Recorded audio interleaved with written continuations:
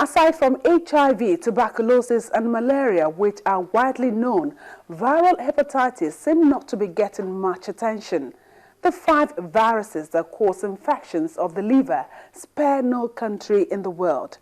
Earlier, I had a chat with a consultant physician and epidemiologist with the Nigerian Institute for Medical Research, Lagos, Dr. Jerry Iwoha, on factors surrounding hepatitis infection. Hepatitis is really derived from the word hepa. Hepa, most things medicine are derived from Greco-Roman language, and hepa, means liver. And when we talk about hepatitis, we are looking at various situations or injuries or diseases that have the predilection to affect the liver. So when we talk about viral hepatitis, we are talking about a group of organisms, very tiny, that we call viruses, that are tinier than bacteria, and they have the predilection to affect the liver. And we have many types of them. We have A, we have B, we have C, we have D, we have E. But many a time, for public health interests, we are usually very much interested in hepatitis B and C, more especially hepatitis B, because the prevalence of that is much more than C. Okay, so let's talk about Nigeria. Yes. What's the incidence like? Well, in Nigeria, you have range. Surveys have been done, and usually the prevalence has been given to be maybe between 10% and at times maybe even up to 30% of the population. All right, so Nigerian population at times we are talking about that up to 23 million of the citizens are harboring hepatitis B, the chronic hepatitis B. Okay, so if you say there's chronic, then there could be acute. Yes, there are. So let's talk about this most common one in Nigeria, okay, how it is contracted, and talk about the chronic and the acute. Okay. We're talking more now about hepatitis B because that's the one that is of utmost public importance, public health importance in Nigeria.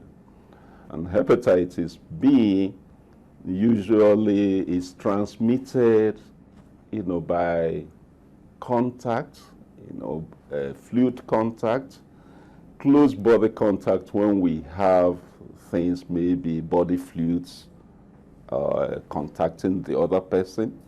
We can have it transmitted also when we, just like in adults, you have like HIV, sexual transmission, unprotected sex. You have using instruments, needles, syringes that are not sterile. People are sharing such things. People even maybe doing tattooing with infected needles, do that and do to other people. That can be transmitted. We also have transmission from mother to child during childbirth. Then we have the young people, the toddlers and all that in household because of close interpersonal relationship. You can also have transmission from an infected person to the other members of the household. In fact, in sub-Saharan Africa, people are feeling that this type of transmission is even much more common maybe than being contracted as adults. So how is a child going to get this from an adult, for instance? Absolutely not. Not drinks, not food. All right, when we are talking about hepatitis B. If, for example, let me use in a household, somebody, an adult has it and uses toothbrush, the gum may have wound, the toddler who's seeing an adult using that toothbrush, and if the person has access to the toothbrush, will also mimic and try and brush his or her teeth, even when there may not be teeth. And that's mucosal or maybe the injury, the thing can be transmitted. Because we found out that hepatitis B viruses can live outside the body for a good number of days, in fact, up to 7 days. So that is a way a child can, get that from an adult. You mentioned the exchange of body fluids as part Yes. of the transmission mode. Okay. Will kissing an infected person also bring about infection? Well, not usually. Just like we talk about HIV. I mean, epidemiologically, haven't done studies. That is definitely not a common, well, I say a known route of transmission. But you see, medicine, we try to be guarded. It's not an exact science. 2 + 2 is not always 4. Because it's possible if somebody has an injury in the mouth. And, all we do is that you can isolate these germs in various different body fluids.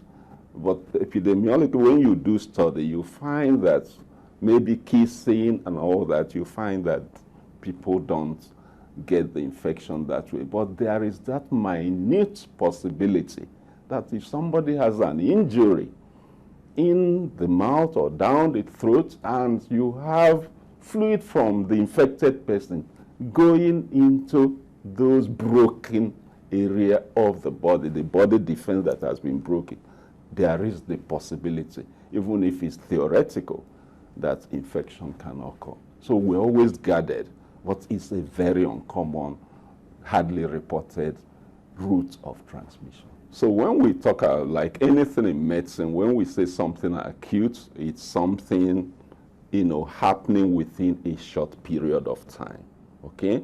So when you have that, in fact, when many people have acute illness, some of them will be extremely ill, that they may require admission. You may see their eyes yellow, they're averse to food. Seafood, they feel like throwing up, they're very weak and all that. And their urine is discolored and all that. So you have that symptomatology. The eyes are yellow.